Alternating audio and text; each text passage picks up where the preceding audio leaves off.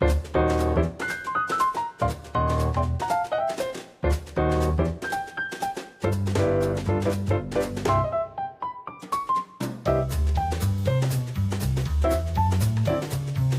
to the Betty Eats podcast, where we love talking about recipes that were created by real people, not AI. And I also take you on a journey of kind of a behind the scenes look at different food creators, food bloggers, recipe testers, and cookbook authors.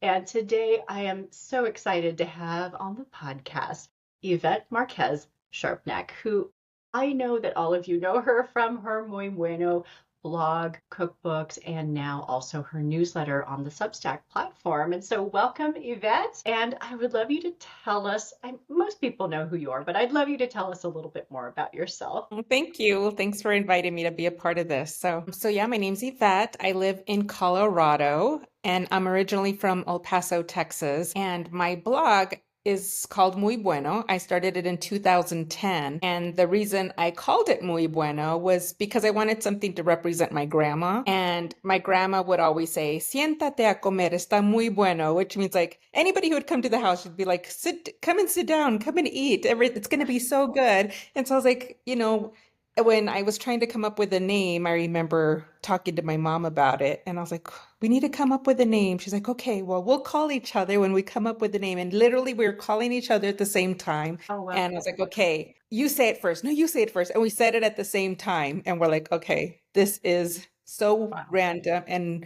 it felt like it was grandma literally talking to us. And, so I started in 2010, but my goal was actually to write a cookbook. I honestly didn't even know what a blog was. It was a friend of mine who said, you should start a blog. And I literally had to Google, what is a blog?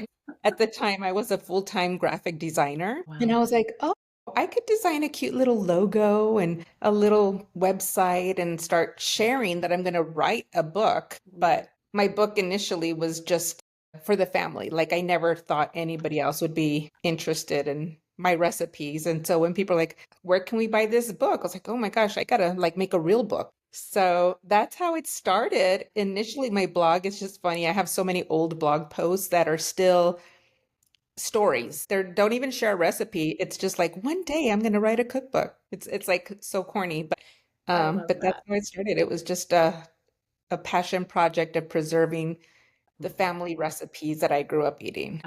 I love that. That is awesome. And, and I think that really hits on such an important part. Well, it sounds like you grew up cooking alongside your grandma and your mom, but I think that, it really sort of preserves a part of our own family history, but also our heritage. And so I think that's really beautiful. And then it blossomed beyond that. So yeah, that's really beautiful. So do you have special memories of cooking with your grandma? Well, what's funny is my grandma with her kitchen was her domain. Like she only spoke Spanish. So it was always like, no, siéntate para allá, like sit over there, don't get in my way. Like, like she would let me help, like I would, shred some cheese or I would go get things from the garden, like go get tomatoes and chiles and, mint or whatever it might be. But I didn't really get to help her. Maybe sort some beans or just like little things like that for me were like special because I was in the kitchen with my grandma. And her thing every day, my mom was a single parent and we lived next door to my grandma. And so my mom was always working. And so I'd walk home from school and just go straight to grandma's house. Oh. And my grandma would make homemade flour tortillas every single day.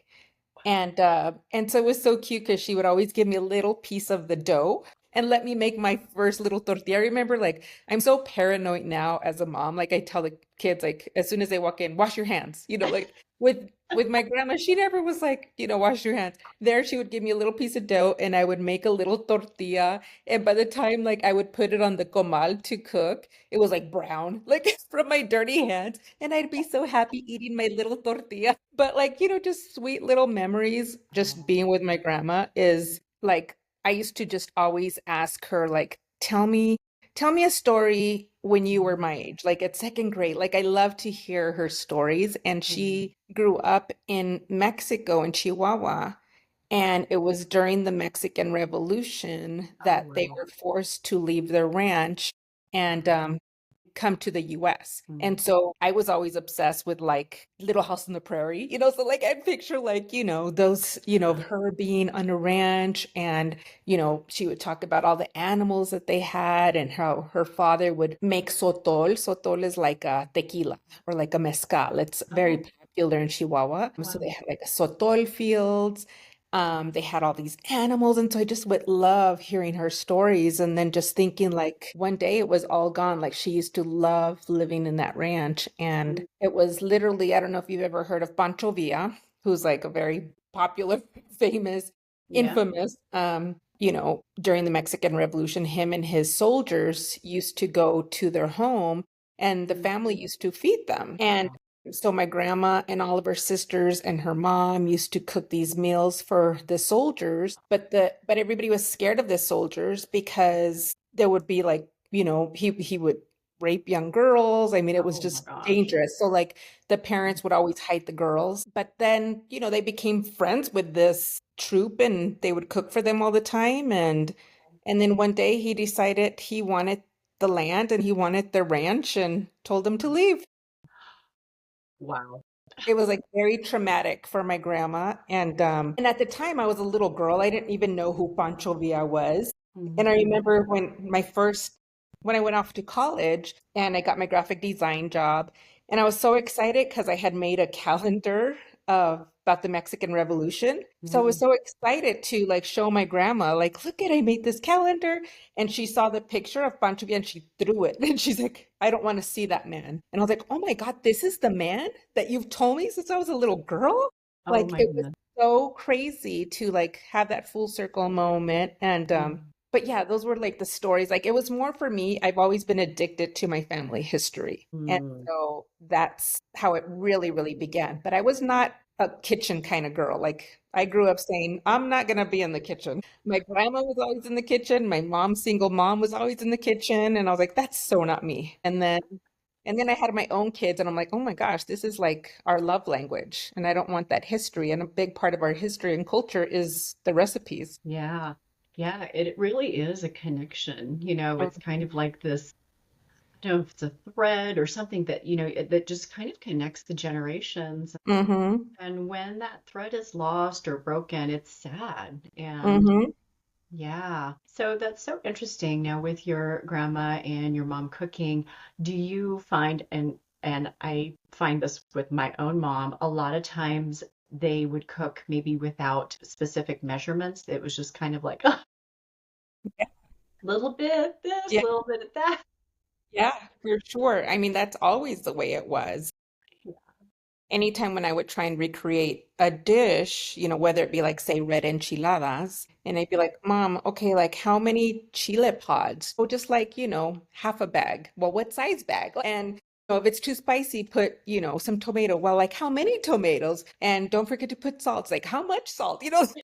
There was never anything written. And it was like un puño de esto, like a little pinch of this and a little taste of this, and then you'll know. And I'm like, I don't know. Yeah. So that's why when I told my mom, I was like, I really want to write a cookbook, so you're gonna have to help me write this cookbook. And Yeah. and I would follow her to be like, okay, how much flour did you use to make those flour tortillas? And how much baking soda? So it's like, she grew up just cooking just like my grandma Mhm. and it never had anything written down. And now she even says, like, I'm so thankful that we have these written down because now she's, close to 80, Mm. sometimes gets a little forgetful. Yeah. And she's like, oh, I didn't even know that I put baking powder in that. I didn't remember that I did that. So it's like, that's a big difference of, what's happened 15 years ago when she was able to help me write all these recipes to now she calls me for recipe advice. Like, Oh, how do I make that? So it's really, I love that we have these written down. Like, if anything, I'm just so thankful that, and it was my daughter when she was 8 years old. It was one day we were eating, my mom was making all this food. And so Maya, my daughter, was like, do you have these recipes written down? And I'm like, no. And she's like, well, you really should write a book. So when I go off to college, I can make these recipes. I was like, oh my gosh, let's do it. I So love that's that. how it started. And that was 15 years ago. And now, it was cute to go to her dorm and see my books in her apartment, and I it's love crazy. that. Oh my gosh, I love that. It's like proof that it worked. It Yeah. worked. So it is so important to preserve those family recipes Hmm.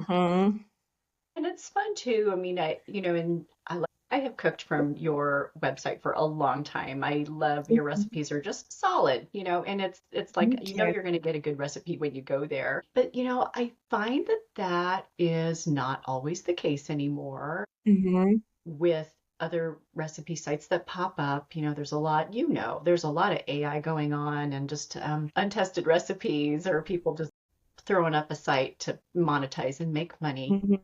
Not I'm not judging anybody, but at the same time, it's hard as somebody who looks to recipes of like, is this going to work? Is this going to be a Yeah. waste of my time and money? And so, do you have things that you specifically look for, like if you're looking for a recipe, like what what are the hallmarks? Like, Yeah. what's the telltale sign Well, I mean, this was a funny story. My son, my husband, he's a great cook too, but he Mhm. follows a recipe. To the He'll be letter? like, yeah, to the letter. And he'll be like, I got to go to the store. I'm like, for what? He's like, I got to get paprika. We have paprika. No, no, but I have to use smoked paprika or whatever. And I'm like, Oh, right. you can just use this one. Like, you'll be fine. I was like, it's only like 1/8 of a teaspoon. It's good. Not going to add that much flavor. You can just use, no, no, it says I got to go do this. It's like, oh, okay. So he goes very precise. He's an engineer. So he's like very precise with his measurements. Yes. And so he saw this, he's he loves baking like during the holidays, like making cookies. And so then he's always wanted like to find this cherry chocolate chip cookies. And so every year he tries a different recipe and nothing's ever worked. And there was this one on Facebook and the photo was like so pretty, like the cookies were so perfect. And I was like, Mhm. babe, I don't think that's a real recipe. I think that's a fake photo. Like that's, and this was Mhm. when AI just first started. And I was like, and I was a graphic designer, so I have an eye for like, okay, Yeah. that lighting is a little too perfect. It's a little too like, Yeah. cookies. I like rustic cookies. These cookies just looked a little too perfect, all perfectly stacked. I mean, I'm like, I don't think it's real, babe. And I said, is there a blog? He's like, I don't know. The whole recipe's here on Facebook. And I was like, Mhm. I said, that's another sign. I was like, I don't think it's tested. And he's like, no, I'm going to try it. Fail. I mean, they were like, you put them on the cookie sheet, and it was like, it turned out they just all mushed into each other. It was like cutting them out in circles and like, and then they were overly sweet, like made with cherry maraschino juice. And oh, Oh, I was like, babe, I told you, I yeah. told you. But there's people who, believe, like, I mean, what was that, Yeah. like, what's that commercial that used to come out? It's like, oh, it was on the internet, must be true, like, bonjour, I'm a French model, it's like, people are very gullible and too trusting of what is on there. My mom's proof, she's always like, did you know, with celebrity gossip, did you know J-Lo's dating, Kevin Costner? Mom, that's fake news. It's just but it's like there's all this AI of just, Mhm. celebrities, of recipes, and it's going to be scary because later we're not going to know what's real or not because it's getting better and it's looking real. And I fall for it. There's things where I'm like, Mhm. oh, no, that's got to be fake. Yeah. So it's going to be scary. It's not going to get any better. Yeah. No, me too. I mean, I know that I have tried some of the viral recipes, and I thought, Hmm. looks good, that looks easy.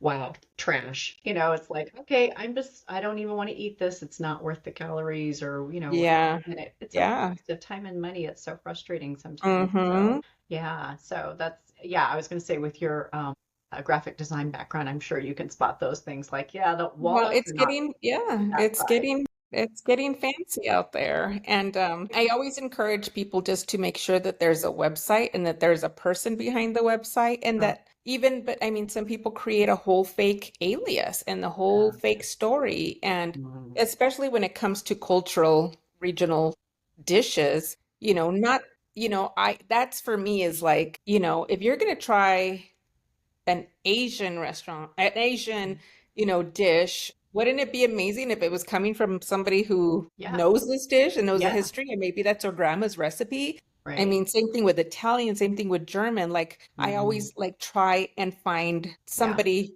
who's from that region to share this dish Mhm. with me. So Yeah. that's like my one of my biggest pet peeve is like when Mhm. somebody makes a Mexican dish, another food blogger, Mm. and doesn't give any history behind it or where they learned how to make it.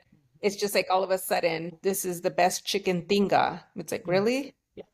When like did you invent this? Like, so, like I like to get a little background and I always try and share where I learned that recipe. Just because I'm Mexican doesn't mean that I know every Mexican dish. I'm still learning new Mexican dishes. There's so many different regions and styles and but I always try and give credit to like the inspiration that I found, whether it's at a restaurant or when am I traveling or something, but give credit where credit is due. That's like one of my biggest things of, what when it comes to this recipe development and sharing recipes. Because many of my recipes have been stolen and shared by other bloggers. Working, but going to even like regional differences, that is so true, you know. So I have a friend who her parents are from Mexico and they're from El Norte, which is, up near the US Mexico border. And Mhm. I was asking her about something and she's like, I don't know, that's like a Mexico City dish. I don't Yeah. She's Yeah. like, we didn't grow up eating that. I was like, Exactly. you Yeah. just don't know those things sometimes. And yeah, and I even think about like, so my mom is Korean and Wow. she's originally from North Korea and came to the South during the war. Oh, So even wow. in North and South Korea, there are regional differences in the way they make certain things. I And bet. so like my mom will tell me a certain way to make something and then I'll be like, I need measurements for this. And so I'll go and Hmm. look at a Korean food blogger and I'm like, Hmm. wait, they're doing this in a totally different way. And she's like, Hmm. just different regions. And it's like, oh Hmm. yeah, okay, I gotta remember Yeah, that. yeah. And when it comes to regional dishes, people can get judgy and be like, Yeah, that's not how my grandma made it. It's like, I know. Yes. Yeah. Yeah. I have heard that one too. Like, well, that's not Korean enough. It's like, okay, what mm-hmm, does that mean? yeah. And it's every cuisine, every grandma makes it different. Yeah, very true. Yeah. Well, you have had really great success as a food blogger and a spokesperson and your cookbooks and things like that. So I'm guessing part of your inspiration is your own family recipes and preserving that heritage, but you also do other kind of, I don't want to say fusion, but other like new ways to use different, ingredients. So how do you get your inspiration? What kind of excites you about that? I think just traveling, like that's what I've loved to, going to whether it's Mexico City or whether it's Oaxaca or, even Santa Fe or, just there's so many similar dishes but made completely different or like it could be nopales which are like cactus paddles and we grew up eating them but not the way they make them like in Oaxaca or just one simple ingredient and how you can make a completely different dish. So I love traveling because of that because it just inspires me to figure out like okay how did they make this and let me figure out how I can make my own version or whether it might be a this great recipe, but figuring out, okay, refried beans, simple refried beans, but making them with olive oil still tastes great and, a little healthier, but I'll still show like, yes, you can make it with lard, but on the daily, I'm making it with olive oil just to lighten it up. So, just simple things like that, whether it's baking and using shortening or lard or so it's just doing a lot of experimenting, but still preserving recipes, but then also trying to come up with like modern things like appetizers and cocktails and just stuff like that that, wasn't necessarily something that I grew up with, but I love doing when I go out. I love entertaining. And so I always love to share simple recipes that you can make, for parties or for holidays and just how to celebrate the occasions, but still with those same flavors. Yeah, I love that. I love the whole lightening up thing too, because I think a Mm-hmm. lot of times some some traditional recipes, like, they can not always have a mind on health, I guess, or, Mm-hmm. ingredients change over time too. So, Mm-hmm. yeah, so I love that. And so now you have started a newsletter on the Substack platform, which some people are familiar with, some are not, but it's, a wonderful digital platform for newsletters and podcasts Mm-hmm. and things. And you're doing something a little bit different over there on that. So Mm-hmm. tell us about that, what you're doing there. Yeah, so it was Joanna, who's my business manager, who encouraged me to do Substack. She's like, "You got to do Substack." I was like, "I don't have time to write anywhere else." Like that was just too much. But then I was like, "You know what? I love being like, ask me anything and I'm like overly share. I hate when people are so secretive. Like I'm all about like, yeah, if you want a specific answer, just ask me the question. Don't beat around the bush. And so then I was thinking, okay, with Substack, I don't want it to be like meal planning because that's not what I do. I didn't want to share recipes there. So I was like, what can I do that's gonna still be me, but not be the same thing as my blog? So I figured doing business advice and sharing my journey of how I started and tips along the way and things that I've learned throughout the time of doing all of this. And so yeah, it'll be anywhere from silly things where it's like or confessions. Like I don't know if you saw one that I shared of when I published my last cookbook. It's hard. The journey of writing a cookbook, it's challenging. And there was a printing error that was so horrifying for me. But luckily it was corrected in the second edition. But it's kind of like, the the good, the bad, the ugly of this business. And, people copy you, people steal your stuff. It's just everything. It's trying to give advice and trying to educate people. Like so many people think it's on Google and that's free, so it's just, and so many people were like, what? I didn't know that. And it's like, wow, for me, it's common sense since I worked as a graphic designer. You always had to source your photos and give credit, but some people don't know that. Journalism, people who aren't in journalism, people who don't know photography rights, all of, there's things that I'm realizing like, wow, I thought this stuff was common sense, but there's some things that people don't even realize in this online world. So it's fun to share just the business side of it and building a whole new community there because I feel like blogging, that's what I loved about it, making online connections in the beginning, other bloggers supporting bloggers but then everybody got busy and everybody got overwhelmed with social media and doing their own thing. Where before I used to love when people used to comment on each other's blogs and support each other. And now it's like it's gotten so big that now Substack I feel is like that new community. So it's fun to get to know people and to help each other and to really just because as this online world can get lonely, and it's hard to, we're behind our computer and we have our online friends, but it's like having that community and those friendships, even though you don't really see each other, but you get to remember different people who are there to support each other. And, and I'm a subscriber of yours to your newsletter, and I have to say I really love that you do bring this sense of transparency because, I think a lot of times, especially for somebody who's achieved your level of success, it's kind of like, everything just went so perfect from them from day one. They just had it made. And I Mhm. think in sharing the challenges and the ups and downs and even like numbers, like figures of like, this is Mhm. how much I made on my cookbook, and it's not as much as Mhm. you think, I think that just really brings a realness that is sometimes lacking in Yeah. the public world.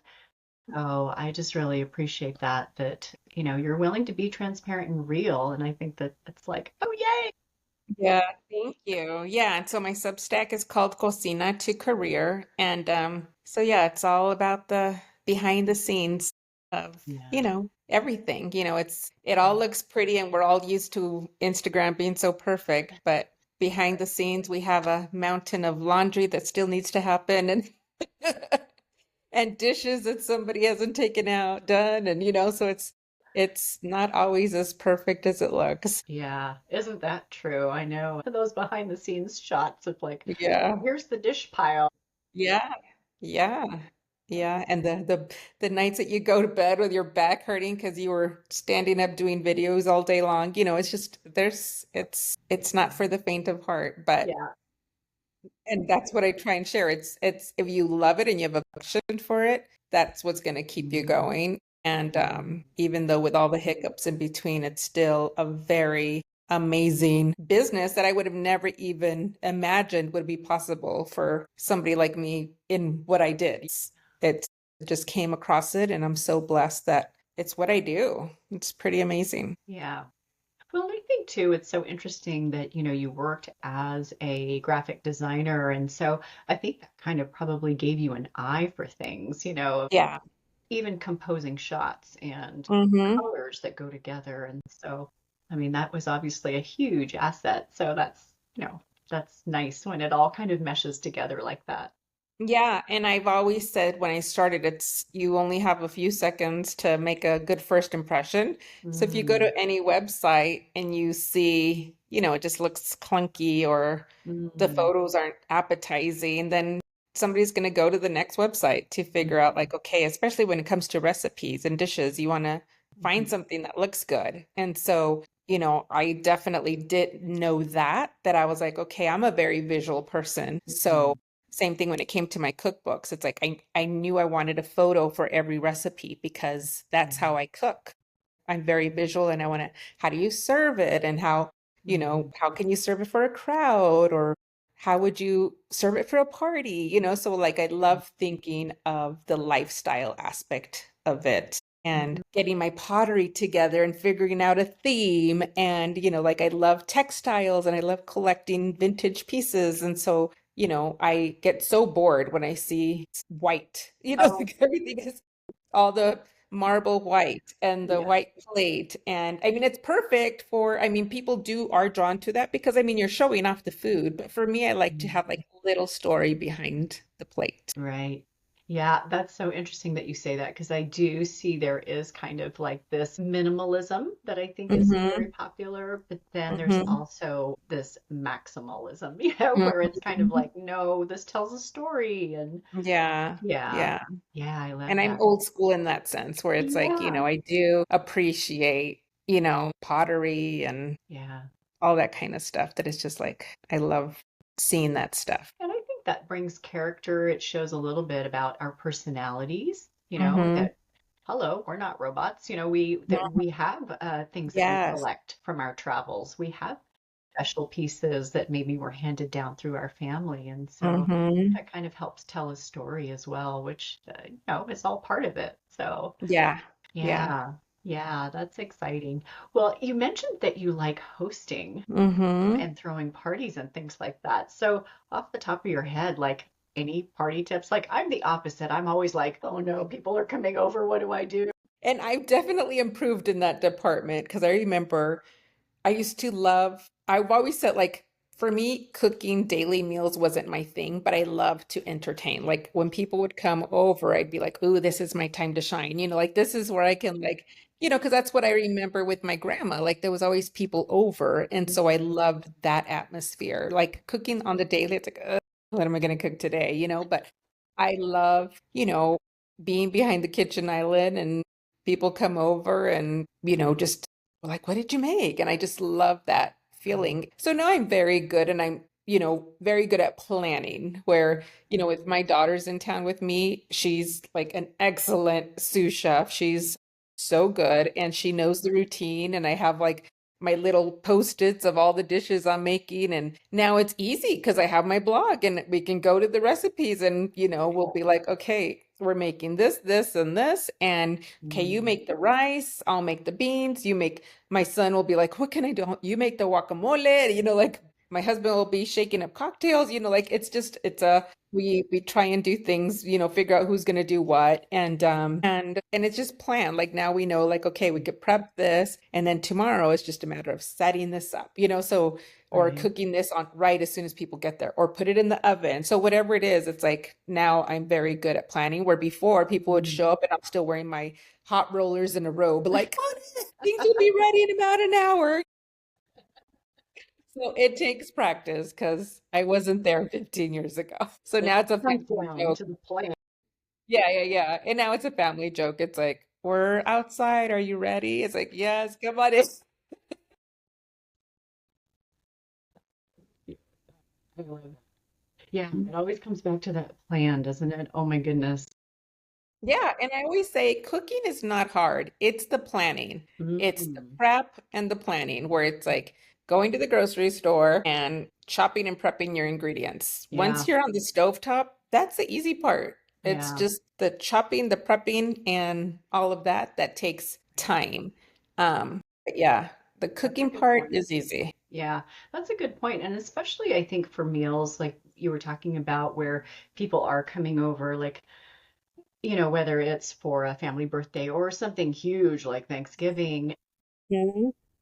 You're right. I think like the majority of that is like the thinking and planning and Mhm. the list making and the, shopping for ingredients and oh, I Yeah. forgot the smoked paprika or whatever, Yeah. like all those things kind of like Yeah. play into that. Well, I do like to have everyone share a recipe, something that they love cooking or a tried and true favorite. Have you thought about what you'd like to share with the listeners?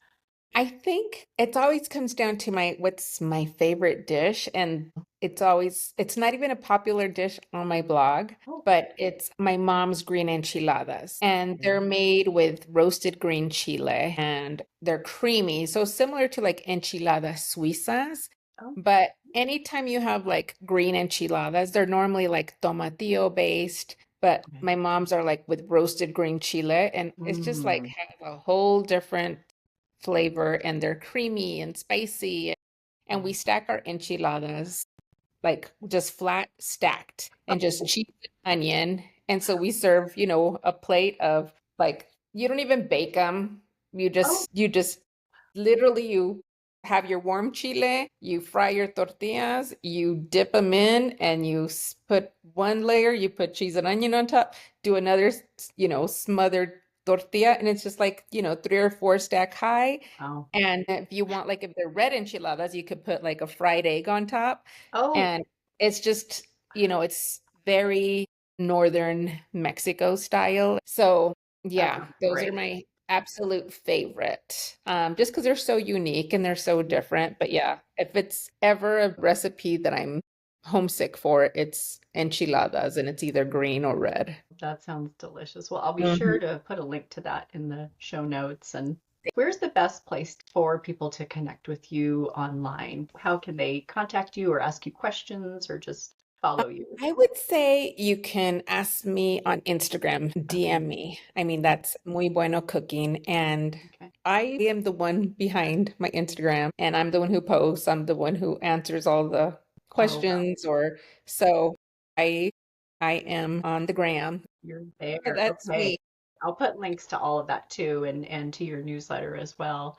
Thank In you. the show notes. Yeah. Well, Yvette, thank you so much for taking the time out of your busy, I know you're a busy lady, so thank you for taking the time out of your Oh, schedule this was to fun. chat and to just to talk about the important things of family recipes. And yeah, I really appreciate it. So thank you. Thank you. Yeah, and I'm excited to check out your blog and Yeah, see thank what your you. full story is. So it was great to meet you. Great to meet you too. Thank you.